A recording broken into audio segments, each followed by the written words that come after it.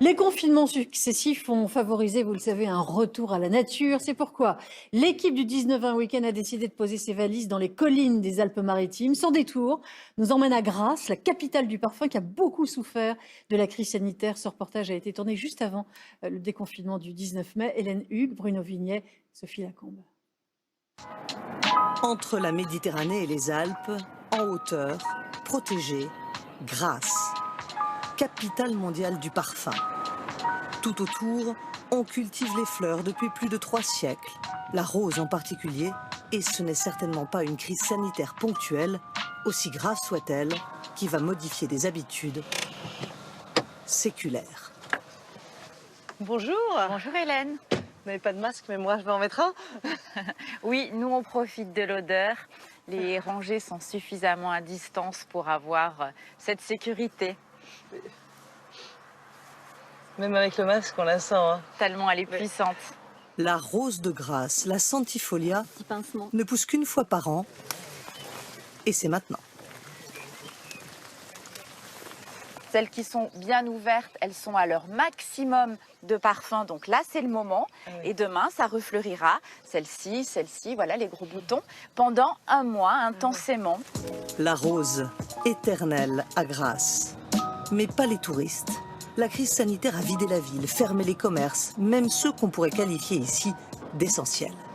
Un gros manque à gagner pour les parfumeurs historiques grassois, ceux qu'on surnomme les Arts, Gallimard, Fragonard ou Molinard. Donc bienvenue, je vais vous présenter mon papa, la 4e génération. Avant moi, mon père, et avant mon père, mon grand-père. Et arrière-grand-père. Et arrière-grand-père, pardon, je l'ai oublié, excuse-moi.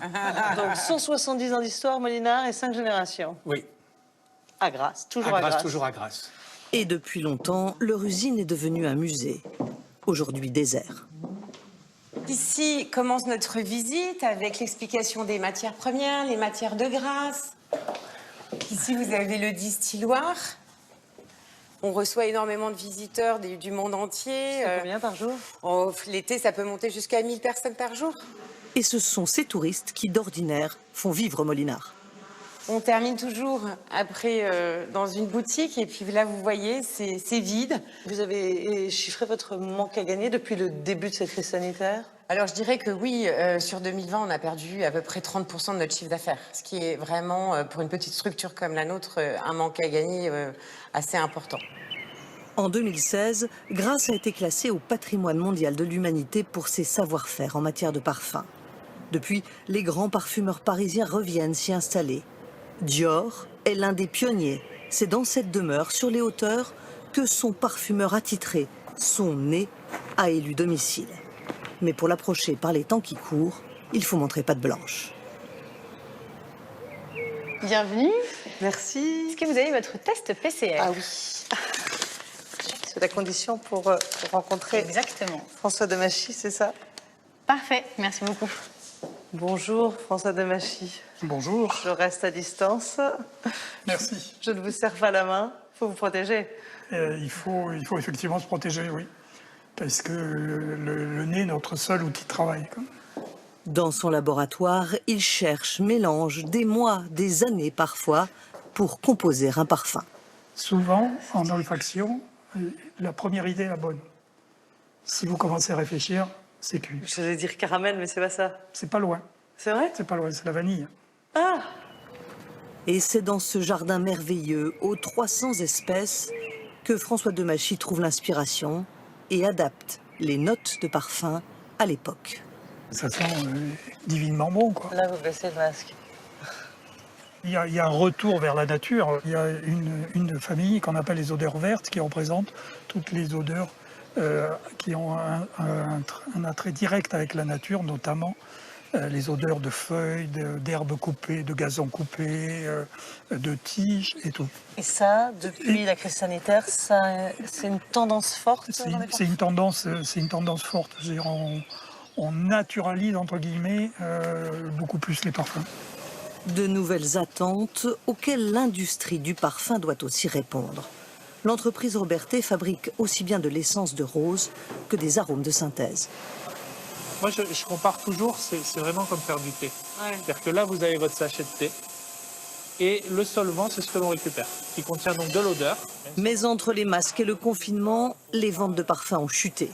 Et l'entreprise a dû s'adapter aux nouvelles habitudes de consommation. C'est comme la bougie, les parfums d'ambiance, tout ça a connu une croissance très bonne pendant cette période.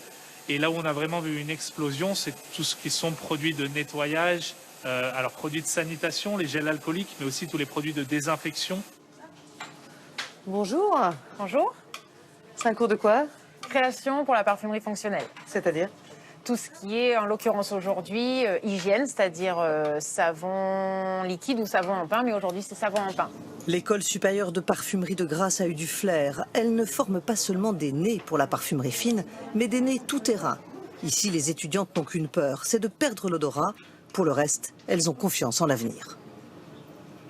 Le parfum, c'est quelque chose qui a toujours marché et que je pense qu'il marchera toujours, vu que tout est parfumé. Je veux dire, autant nous, on se parfume, ça va dans les déos, dans les sacs poubelles, même, où vraiment, ça entoure tout plein de choses. Même la nourriture, les arômes, c'est lié à la parfumerie. Donc je pense vraiment pas que c'est une filière qui sera en danger. Leur professeur entrevoit même quelques effets positifs dans cette épidémie de Covid. C'est avec le Covid, quand on perd le goût et l'odorat, qu'on se rend compte en fait que l'olfaction, c'est quand même un sens qui est fondamental. C'est un sens qui est oublié en fait. Ça révèle l'importance de l'odorat. Exactement. Et vous vous en réjouissez? Oui. Je ne m'attendais pas à ça dans une école de parfumerie. Aucun doute, avec le Covid, la parfumerie se réinvente, bouscule les codes, mais sans renoncer à ce qui a fait la réputation de Grasse, la qualité et l'authenticité.